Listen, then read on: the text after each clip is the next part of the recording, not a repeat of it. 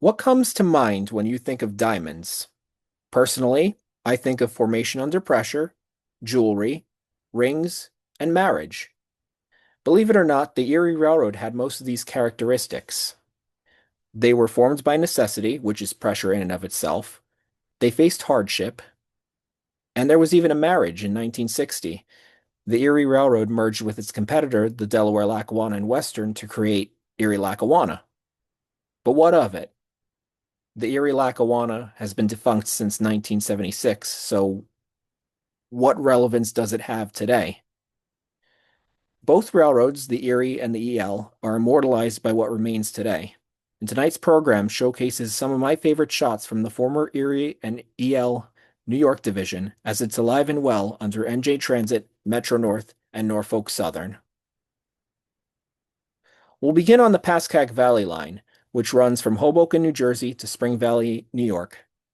My father and I took a road trip earlier in the month, and our mission was to photograph some of the classic passenger stations that are found all along the Pascack Valley line. And Park Ridge was one of the ones that stood out to me. It is an Erie Railroad Type 4 depot. Type 4 refers to the wooden frame design, and that was an Erie Railroad designation. This particular building was built in 1871, and in the 21st century, it was restored to a light green base with dark green trim by the community. Although our emphasis for the trip, our mission for the trip was to photograph the stations alone, we couldn't help but shoot a few trains going past the station. The most unique thing about New Jersey Transit and Metro North is the variety of motive power you'll see. So here's a modern PL42 AC built by Alstom. And here is a GP40 PH-2 built in 1968. And it's been rebuilt several times since then. A few stations are actually difficult to photograph, whether it's an enclosed space or the lighting's just not the way we want it to be. Some of these stations are a little bit tough to photograph, but we tried our best with Woodcliff Lake and Hillsdale Station. Hillsdale is a classic. It once housed the headquarters and dispatcher of the New Jersey and New York Railroad Company. In fact, the Pascack Valley Line itself used to be operated as the New Jersey and New York Railroad, which was an Erie Railroad subsidiary. Now, I don't know about anyone else, but this particular station reminds me of the Bates Motel. Westwood is a favorite spot of my father and I, for my father and I. This is the current station. This this sandstone structure was built in 1932. The original station was built in 1870, and it looked more like the one we saw in Park Ridge. This is another spot where we caught a few trains during our road trip. Here's 4213, a GP40 PH-2B with the modern speed stripe, as opposed to the slanted disco stripes we saw on the 4100. These next couple of shots were not taken during said road trip. These were just a few other trains that we saw on the Pascack Valley line during our numerous visits to Westwood. This is locomotive 4202. It's painted in a tribute scheme, in a heritage paint scheme rather. New Jersey Transit has 11 heritage units. A heritage unit is any modern locomotive that is painted in a commemorative paint scheme to honor a predecessor railroad or special cause. 4202 honors the Pennsylvania Reading Seashore Lines, which was a South Jersey railroad. If you ask me, it's a little bit weird seeing PRSL this far north of Atlantic City. To me, something like the 4101 is more appropriate for the region. 4101 is painted in the late 70s NJ Dot paint scheme. More on that in a moment. All Pascack Valley Line trains run south to Hoboken Terminal, which in and of itself is a railroad heritage hub. Although it bears the Erie Lackawanna name, the station itself was built by the Lackawanna Railroad in 1907. The Erie Railroad didn't come into play until 1956. They used to run trains in and out of Jersey City, and they transferred all passenger service from there to here in anticipation of the 1960 merger in 1956.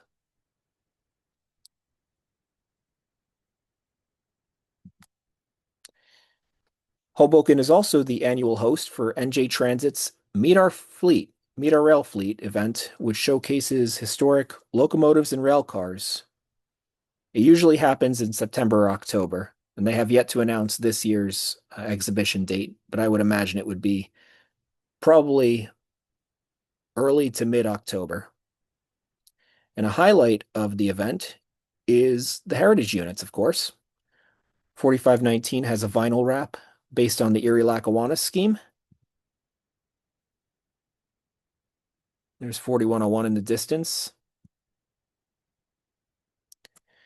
And next to it is locomotive 4210, which is painted for the Old Weary Erie. It is a class GP40 PH-2B, similar to the 4213. And who says trains can't fly? 4210 has a set of wings that say otherwise. In painting their locomotives, New Jersey Transit takes an extra step and they add little references here and there. And one of the references is the designation below the cab number. MPSE 30 is what this locomotive would have been called had the original Erie Railroad owned this locomotive. Bear in mind the 4210 never ran for the Erie. M for multiple unit capabilities. In other words, one diesel controls all in its string of locomotives. P for passenger service. SE for switch engine. And 30 for 3,000 horsepower. And speaking of MUs, the rail car on the left is a Lackawanna Railroad subscription car that was turned into an electrical multiple unit for commuter rail service, and it used to be powered by catenary wires. The car is now preserved by the Whippany Railroad Museum in Morris County, and it was one of several historic rail cars and locomotives to visit the Meet Our Fleet exhibition. And another one was sitting right next to it in the form of U34CH number 3372. This was one of the GE U34CHs built new for commuter rail service on the Erie Lackawanna in the 1970s. However, the paint scheme is New Jersey DOT because they funded the construction. They funded the construction of these locomotives. And both 2454 pictured here and 3372 both ran for New Jersey Transit. If you look at the drum on this rail car, it says Lackawanna Electrics, last run, 40th anniversary, 1984 to 2024. August of 1984 marks the last time an original Lackawanna MU ran on New Jersey Transit. And this month marks the 42nd anniversary. And this is what replaced them. 1319 is an Arrow 3 EMU, or electric multiple unit car. For Meet Our Fleet 2024, 1319 was adorned with Lackawanna Railroad logos on the front and the sides of its car body. Missing in action from the 2024 Meet Our Fleet was Conrail 4208. That's because it was getting the finishing touches applied to its paint scheme. So 4208 was a Conrail locomotive at one point. It was originally built as a GP40 for freight service on Penn Central. Penn Central and Erie Lackawanna both folded into Conrail. The best way I can describe Conrail, a government bailout that worked. It took six bankrupt railroads in the Northeast, including the Penn Central and Erie Lackawanna, consolidated everything, and restored reliable rail service to the Northeast. In 1993 and 1994, New Jersey Transit had a small fleet of GP40 PH-2s, which were the former Central Railroad of New Jersey units that they inherited. Their reliability inspired them to order more. So they ordered a set of 19 from Conrail. Conrail took 19 of their GP40s and rebuilt them into GP40 PH-2Bs. Here's a better look at 4208. Interesting thing to note for rail fans, this is not 4208's original Conrail scheme. This is an adaptation of the Conrail paint scheme it probably would have worn into the 1990s had it stayed on Conrail. But this is in Glen Rock Borough Hall on the Bergen County line. And the train is running to Ridgewood. And speaking of Ridgewood Junction, what's your function? We're not on the actual junction. We're at the station just ahead of the junction. Ridgewood is interesting. It's where the diverging Bergen County line rejoins the contiguous Main and Port Jervis lines. We were at the station, and we were shooting a lot of the trains coming in and going out after a brief visit to the Steel Wheel Tavern. I do recommend the food there. And here we see a Metro North GP40 PH-2. Why is that? Metro North operates on the Port Jervis line north of Suffern, New York. So motive power and rail cars mix in with New Jersey Transits. Transit operates trains to Port Jervis under contract since it's Metro North territory. As I said earlier, some heritage units are decorated for special causes. 4506 is decorated for autism awareness. In editing my photos, I wasn't too big a fan of this composition, but a little bit of editing and cropping helped it out. I prefer this view. This is 4906 returning south. Here's a few other trains that we saw. Another PL42. A handful of these ALP 45 DPs. They're dual-powered diesel and electric locomotives. And a handful of them have banners saluting military factions. This one salutes the Marine Corps. And 4120. This is one of two F40 diesels that is still on New Jersey Transit's roster. If you look closely at the nose, there appears to be a little dent in the car body. The locomotive hit a tree months earlier and had to get that dent pulled out of it. But if you don't look too closely, it looks like nothing happened. This was back in December, so this was the last train we got in decent daylight.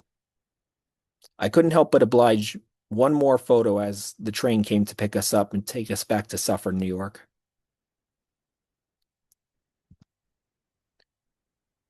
Continuing on the Bergen County line, we get to the Bergen County melting pot, where time periods clash.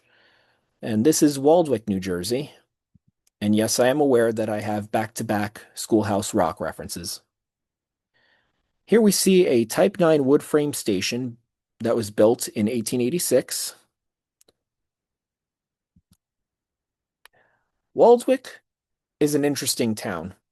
This quaint little village, well, its name means village in a grove, and it's a place where even the manhole covers still say ELRR for the Erie Lackawanna.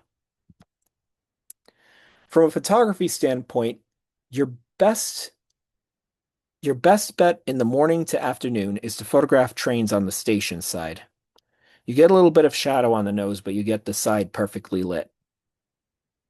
I'll be showing northbound trains since southbound trains tend to be on the other side of the fence, and to me, it just ruins the shot.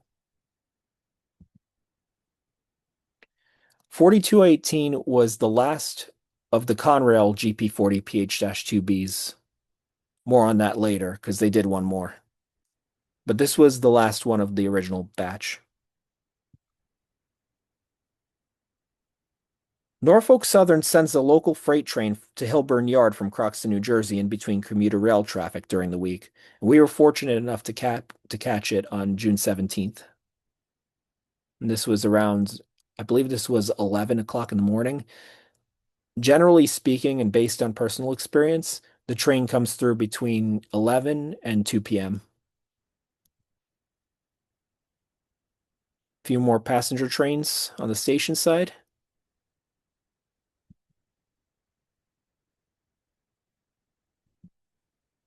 Here's that second F40. And here's an interesting locomotive. Number 4207 is actually the oldest active commuter rail engine in regular passenger service in the United States. Most of the 4200s, the GP40 PH-2Bs, have their lineage traces back to the Penn Central. 4207 dates back to the New York Central, which merged with Pennsylvania to create Penn Central. So this locomotive was built in 1965, and it's still running. From 12 p.m. onward, you might want to consider going to take pictures by the historic WC Tower. This will provide better lighting opportunities from the late afternoon onward. My dad and I went here one afternoon because we got a lead that the Erie Lackawanna Heritage Unit was going to show up. Or we were under the impression that it would, but it never did. Instead, its sister engine, 4508, rolled through. This one has a very colorful scheme honoring, quote, pages from Black history. And although Erie Lackawanna didn't show up, the Erie locomotive did. It was quite appropriate to photograph the Erie engine on the original Erie. This locomotive was in charge of a Bergen County Line train that was terminating in Waldwick. So here he's pulling past the station and into the former layover yard. Said layover yard is no longer used for layovers, it's used for turns. So what happens is the engineer gets out of the locomotive, goes to the cab car, and then pulls the train back to Hoboken. But in between the time he pulled in and came out, we also caught these two trains heading for Middletown, New York. Well, one was heading for Middletown, New York. One was heading back from Middletown, New York. Metro North has 3 of Transit's F40s and 3 of Amtrak's. As a side note, NJ Transit used to have, I think it was 13 F40s, and now they're down to 2. And Metro North has 3 of them. Well, Metro North inherited 3 of them. And moments later, 4209 zipped by with a Hoboken-bound train. Look closely at that red dot. You wouldn't know it from this photo, but that's actually an Ontario and Western Railroad logo that was placed on it at some point. And here's 4210 shoving south out of the layover yard, past the historic WC Tower. We actually shot this twice. This was about a week earlier. And just by chance, we caught it twice within a week's time. A couple things about WC Tower. Switches were controlled by the WC Tower for the layover yard. Why WC? The Erie Railroad used 2-letter telegraph names for its stations, so WC for Waldwick. The tower is no longer operational, and the switches are controlled presumably from Hoboken.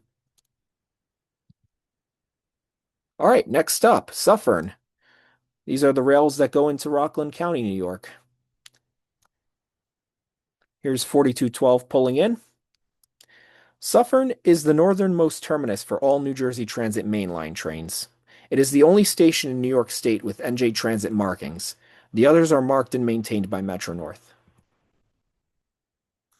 Here's on the other side of the tracks. We rode the train into Suffern one day, and we actually had 4214 pushing us. So before I left, I snapped a quick photo of 4214 shoving past the SF interlocking.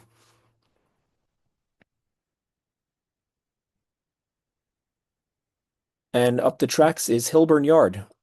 This is where mainline trains perform their turns, and on the weekends, train sets lay over here.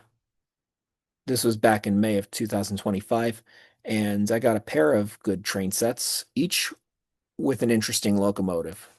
There's 4100 on the right, and on the left, Alp 45, number 4503, is wrapped in a commemorative scheme honoring the 100th anniversary of Atlas model trains.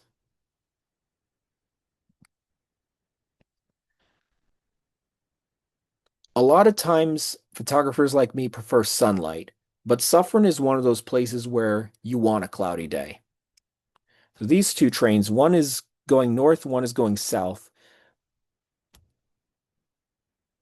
But we had set up here because the CNJ Heritage engine was about to perform a turn and head south. So this is a 4109 shoving out of Hilburn Yard and to the station after completing the turn. 4109 is painted in the as delivered scheme. 4109, 4101, and 4100 all used to look like this.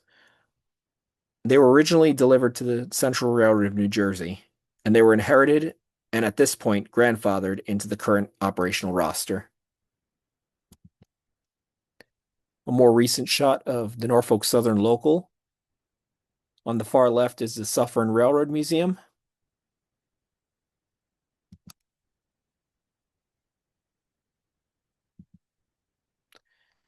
And then a little bit past the Hilburn Yard that we saw, there's another yard that's used by Norfolk Southern to switch freight. But the line doesn't end there. Here's 4215 ducking under the turnpike at Hilburn, New York, and it is heading for Port Jervis. These next few scenes were taken at various points along the Port Jervis line. And we'll start at Moodna Viaduct. It is a 3,001-foot viaduct built in 1908, and it's approximately 200 feet high. I wouldn't want to fall from that distance.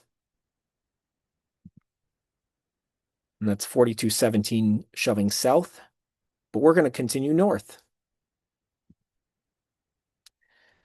Campbell Hall is a station that we photographed many times. I don't enjoy it as much anymore. We'll see why in a second. It has to do with those freight cars on the far right.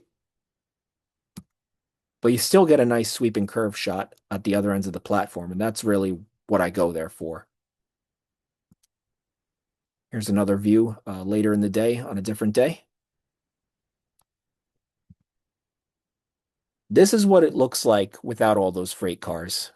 This layover yard belongs to the Middletown, New Jersey Railroad, which is the short line serving Orange County, New York.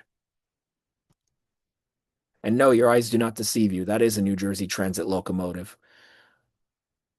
Since this short line operates on Metro North and Jersey Transit tracks, they need a locomotive with positive train control.